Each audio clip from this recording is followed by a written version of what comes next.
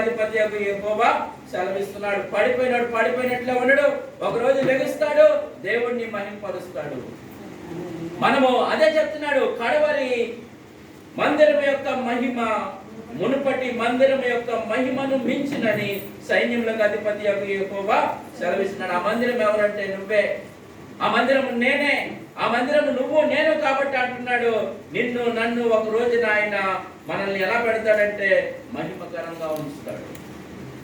మనల్ని ఆయన అట్రీతిగా ఉంచుతానని అంటున్నాడు. సైన్యములకు అధిపతి యెహోవా సెలవించుచున్నాడు అనేసి మనకి చెప్తా వచ్చాడు. ఈ రెండవ సందేశంలోని విషయాలు మనకి ఏమర్థమవుతున్నాయంటే, ఈ మందిరాన్ని మళ్ళా ఆయన ఏం చేస్తాడంటున్నాడంటే కడతాను అంటున్నాడు. మూడవ సందేశం ఏంటంటే, విధేయత చూపుట వలన కలుగు దీవెనల గురించి యాజకుల ద్వారా వివరించాడు.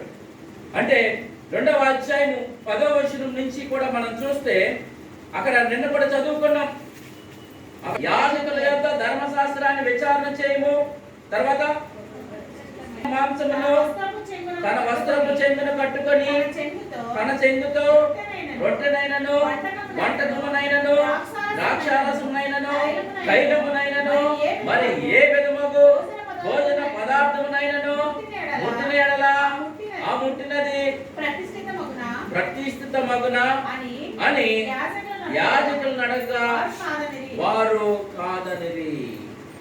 అంటే అది ప్రతిష్ఠము కాదనిది, అది పరిశుద్ధమైనది కాదు అని ఎవరు చెప్పారు?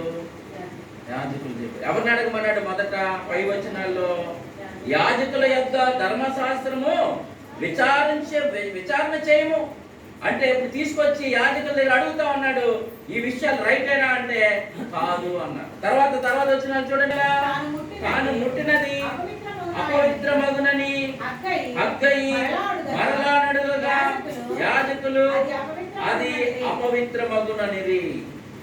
పైదేమో కాదన్నారు, కిందదేమో అపవిత్రమగునన్నారు. ఇప్పుడు ఈ రెండాటిని తీసుకొచ్చి మనకు చెప్తా ఉన్నాడు. ఇక్కడ ఏమంటున్నాడంటే, నా ప్రజలు నా జనులు నా దృష్టికి అలాగే ఉన్నారు.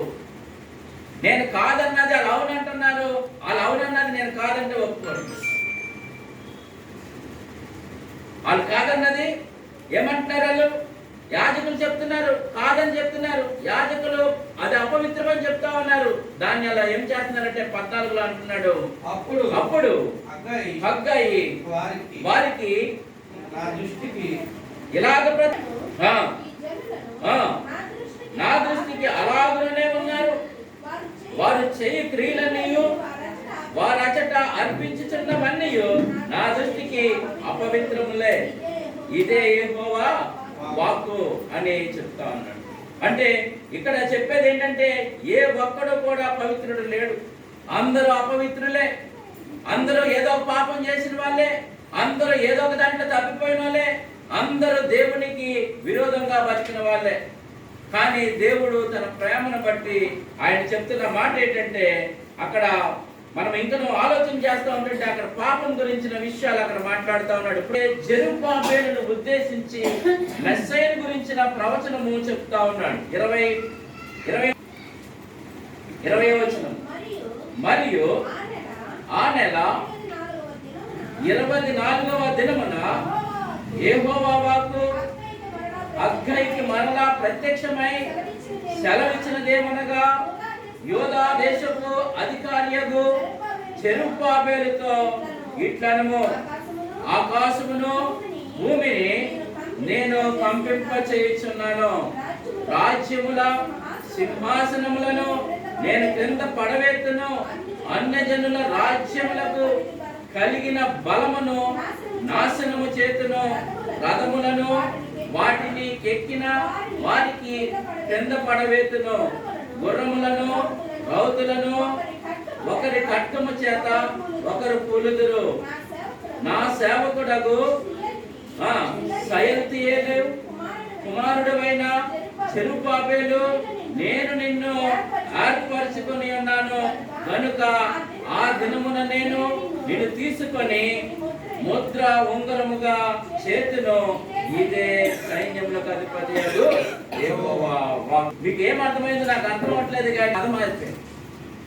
అక్కడి నుంచి ఒకటి దేవాలయం కట్టమని వాళ్ళ మీద కోపించుకున్నాడు.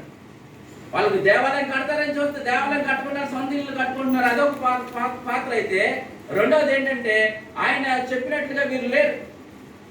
ఇప్పుడు వీళ్ళందరినీ వదిలేసి ఇప్పుడు ఎక్కడికి వచ్చాడంటే జెరుబ్బాబెలు దగ్గరికి వచ్చాడు.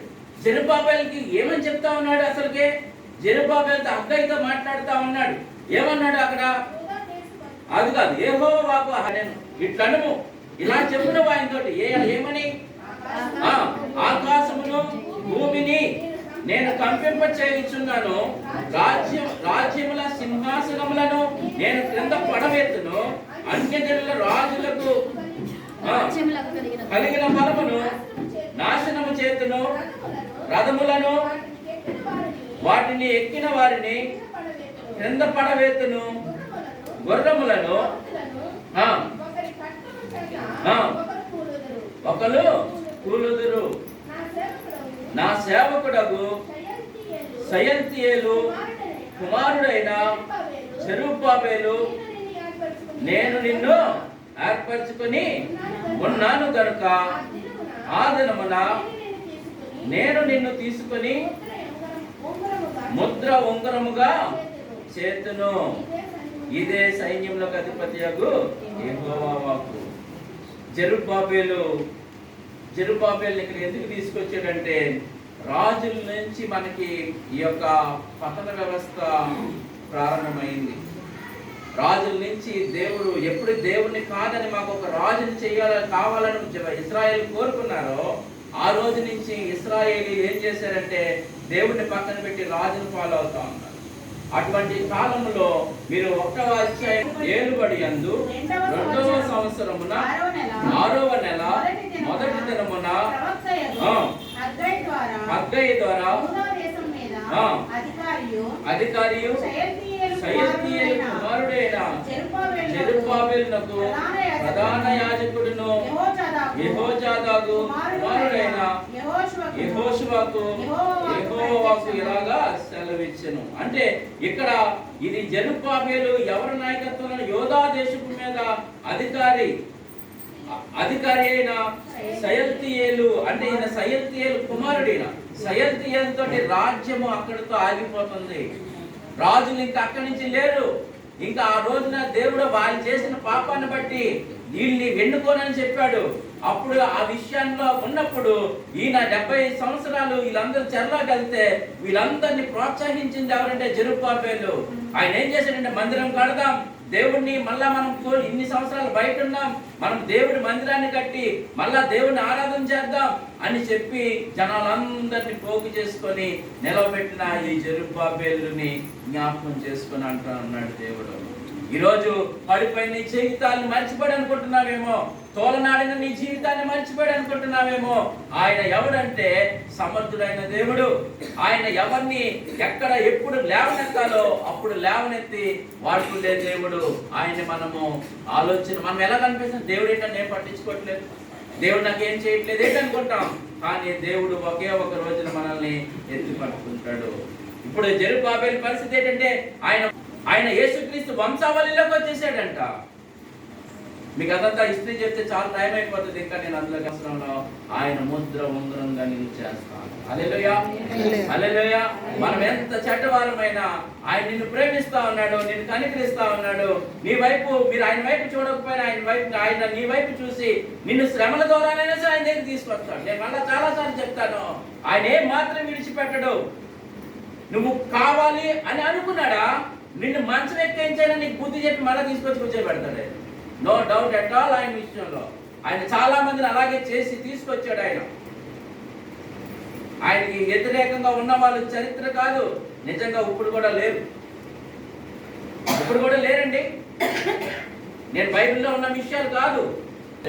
ఆయన మాత్రం ఆ రాజు వంశం నుంచి అక్కడితో రాజులకు ఆగిపోయామాట. అక్కడి నుంచి మాట్లాడుతూ ఉన్నాడు. అందుకోసమే ఎన్ని విషయాలు చెప్పాడంటే, అక్కడ రాజుల సింహాసనమును నేను క్రింద పడవేతును, అన్యజనుల రాజ్యములను కలిగిన బలమును నాశనము చేతును, రథములను వాటికి ఎక్కిన వారిని క్రింద పడవేతును, గుర్రముల ఖడ్గము చేత ఒకరు కూలుదురు. నా సేవకుడైన షయల్తీయేలు కుమారుడైన జెరుబ్బాబెలు నేను నిన్ను ఏర్పరచుకొని ఉన్నాను. I am choosing you. దేవుడు మీతో ఒక మాట చెప్తున్నాడు ఈ చివరి మాటల్లో, నేను మిమ్మల్ని ఎంపిక చేసుకున్నాను. ఆయన ఎంపిక చేసుకున్న తర్వాత ఎవ్వరు ఆయన మాటను కాదని వెళ్ళలేరు. ఎందుకు తెలుసా? ఆయన ఎంపిక చేసుకుంటే ఎలా ఉంటుంది తెలుసా? ఎలా ఉంటుంది తెలుసా? ఎలా ఉంటుంది తెలుసా? ఆయన ఎంపిక చేసుకుంటే ఎలా ఉంటుంది తెలుసా? అటుపక్క కక్కలేమో, అటుపక్క మెంగాలేమో. అలా చేపకి గ్యాలం ముళ్ళు తగులుకుంటే ఎక్కడికి వెళ్తుంది? గొంతుకులోకి వెళ్తుంది. చేప బతి వెళ్ళలేము. ఆయన అలా పెట్టేస్తాడు. ఆయన ఒక్కసారి ఎన్నుకున్నాడు, ఏర్పరచుకున్నాడు అంటే మళ్ళా చెప్తున్నాను, నువ్వు ఎక్కడెక్కడ తిరిగినా నువ్వు మళ్ళీ ఇక్కడ రావాల్సిందే. ఏం లేదు, అసలు సమస్య లేదు అందులో. నువ్వు ఊరంతా తిరిగిన అయ్యా మళ్ళీ ఇంతకాలం అయిపోయింది అనుకోవడం. మళ్ళీ ఆయన కూర్చోబెట్టాడు, మళ్ళా వివరించాడు, మళ్ళా సెట్ చేసాడు అంట. కానీ ఆయన ఎన్నికలోంచి ఎన్నుకున్న తర్వాత శేఖర్ గారు, మీరు ఎక్కడికి వెళ్ళాలి మీ వాళ్ళ గారు ఎక్కడికి వెళ్ళలేరు కూడా, వెళ్ళినా మీరు ఉండలేరు కూడా. నేను మీకు చాలాసార్లు చెప్తాను, అమ్మా మీరు ఎవరెవరు పిలుస్తారో అందరి దగ్గరికి వెళ్ళండి. ఏర్పరచుకొని ఉన్నాను కనుక ఆ దినమున నేను నిన్ను తీసుకొని ముద్ర ఉంగరముగా చేతును, ఇదే సైన్యములకు అధిపతియగు యెహోవా సెలవిస్తా ఉన్నాడు. ఎలా చేసుకున్నాడు ఏంటండి? ముద్ర ఉంగరముగా చేసుకున్నాడు అనేసి చెప్తా ఉన్నాడు. అంటే జెరుబ్బాబెలు నుండి నేర్చుకోవాల్సిన పాఠాలు ఏంటంటే, దేవుడు చెరలో నుండి కూడా తన ప్రజలను తిరిగి నిలబెడతాడు. దేవుని పనిలో అలా ఏం చేస్తారంటే, ఆలస్యం వచ్చిన ఆయన వాగ్దానము తప్పదు. ఒకవేళ దేవుని పని ఆలస్యం అవ్వచ్చేమో, కానీ ఆయన ఏమాత్రం కూడా పని ఆగుతుంది, జరిగిపోతుంది. మళ్ళీ కొద్దిగా లేట్ అవుతుందేమో, కానీ జరిగిపోతుంది. ఏం కంగారం లేదు. నాయకత్వం అంటే విశ్వాసంతో ముందుకు నడిపించడం. నాయకత్వం అంటే ఏంటండి? విశ్వాసంతో ముందుకు నడిపించడం. ఎలాగా? ఏమండి, ఆ దీవెన ఇంకొక 10 మందికి ఇస్తాడు. నువ్వు రాలేనంత మాత్రం ఏం ఆగిపోదు. ఇక్కడ ఆ ప్లేస్ లో ఇంకో 10 మంది వస్తారు. ఆ 10 మందికి నీకు రావాల్సిన దీవెన 10 మందికి ఇస్తాడు. అప్పుడు నీకు బాగుంటుంది. వ్యర్థపరిచాను అన్నది అప్పుడు నీకు తెలుస్తుంది. అప్పుడు దేవుడు అంటున్నాడు, అటువంటి పరిస్థితుల్లో కూడా నిన్ను కోరేది ఏంటంటే, ఆయన దేవుని ఆత్మ సహాయం లేకుండా ఏ కార్యము నిలవదు. ఏ కార్యం కూడా నిలవదు. ఆయన ఆత్మ సహాయం లేకుండా ఏ పని జరగదండి. మనం అనుకుంటున్నాం ఏ పని మన ఇష్టం, మన బలము, మన జ్ఞానం అనుకుంటున్నాం. అక్కడ స్క్రూ బిగించేటప్పుడు ఆ జ్ఞానం స్క్రూ బిగించాలని ఇవ్వకపోతే ఏం చేయగలరా? మీరు చేయగలరా? ఎలక్ట్రీషియన్ గారు మీరేనే. లేకపోతే అనుకోండి మనం ఏమి చేయలేము. ఎందుకు ఈ విషయాలు మీకు చెప్తున్నాను తెలుసా? మన ప్రవర్తన ఆయన చెప్పాడు, ఈ కొత్త సంవత్సరంలో నేను కొత్తగానే ఉండాలి. నా మాట, నా చూపు, నా తలంపు నీ నామాన్నే మహిమపరచాలి.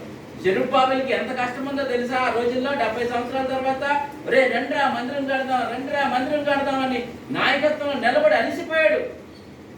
అలిసిపోయిన దేవుడు ఆయన ముద్ర ఉంగరంగా ఎక్కడ అలు పెరగని నాయకుడు. నీ నాయకత్వంలో నీకు అప్పగించిన పనిలో నువ్వేం చేస్తామో ఈ రోజున ఆలోచన చేసుకోండి.